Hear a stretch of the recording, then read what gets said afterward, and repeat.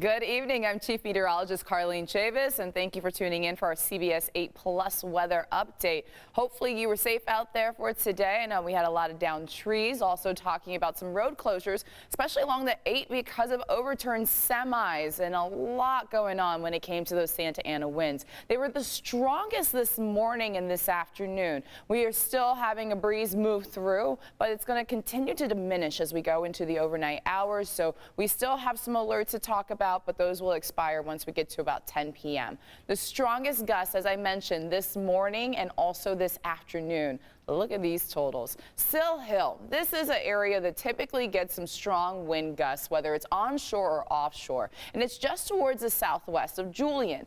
It clocked 93 miles per hour today. That was the highest gust in San Diego County and the highest gusts in all of Southern California with this strong Santa Ana wind event. We also had some 80s out there as well, and we had 83 miles per hour. That was for Palomar Mountain. Closer towards the coast and for downtown, we had 40 miles per hour. Also, University Heights was at 48 miles per hour. Escondido was at 50. So strong wind gusts, that prompted the wind advisory that the National Weather Service issued. And so that was yesterday they issued it. It went into effect last night. It's still going until 10 p.m. for tonight. That is for the coast as well as for the desert. We had those gusts up to about 45 miles per hour. Also talking about the high wind warning across the inland valleys as well as for the mountains. That will expire at the same time. As mentioned, we had isolated gusts up to 75 miles per hour and then some. So this was a very strong wind event.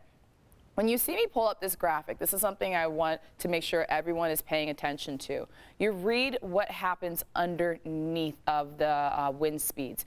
Please secure outdoor objects. Downed trees and power lines are possible and driving difficulties. I want to emphasize this because that's exactly what we had with the Santa Ana wind event. We had downed trees. We had Balboa Park that was closed because of those downed trees. Also downed power lines. We had a lot of people who were without power today and then driving difficulties. As I mentioned, the trouble spot is typically the 8, and it was definitely treacherous. We will have winds picking up yet again. That's going to be with approaching storm system, but instead of it being Santa Ana winds, we're talking about a stronger onshore push. We'll get to that coming up. So when you take a look at the wind speeds, that will continue to calm down as we go through tonight. Not strong enough to continue to have the alerts, but west of the mountains, you're talking about the teens and 20s at 10 p.m. You're still seeing some isolated spots with those gusts up to about 50 miles per hour. Everything calms down more by tomorrow morning around 10. You're looking at about 11 miles per hour for Fallbrook,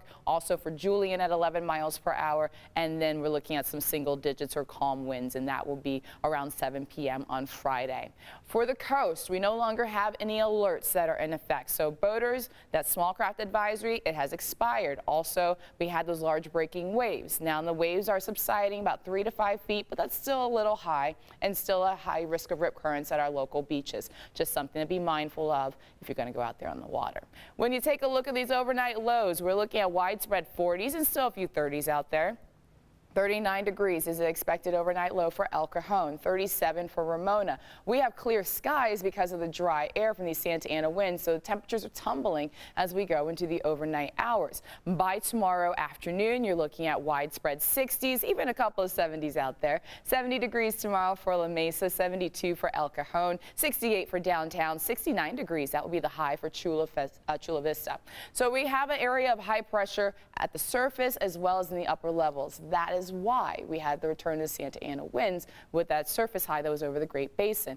But we're shifting gears entirely, and that's going to be by the second half of the weekend. So the first half, still looking pretty good, but more of a breeze. And so we are talking about some strong gusts expected with this approaching storm system. That looks to be on Sunday, also continuing through Monday, and this one's going to be a rainmaker. So on Sunday and Monday, that's when we're expecting the highest chances when it comes to rainfall, but more favorable, the heaviest, the bulk of that moisture is expected on Monday. And still a few lingering showers, but through about Tuesday morning.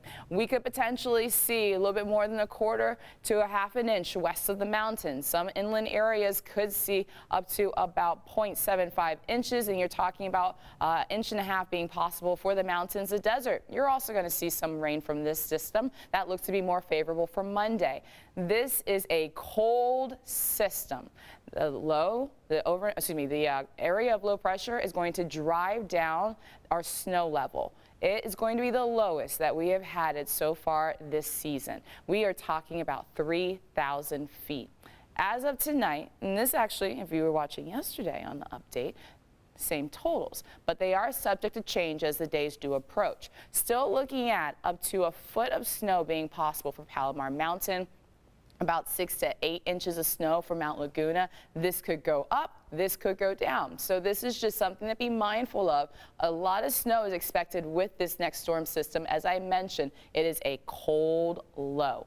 When you take a look at your 8-day microclimate forecast, we got those rainy days on there, and just be mindful. We could potentially be dealing with more downed trees because the ground, as it proved today, is pretty saturated. We are looking at that rain. Gusty winds start to pick up. That's going to be on Sunday and Monday, strongest across the mountains and the desert. We then start to dry out by the middle of next week.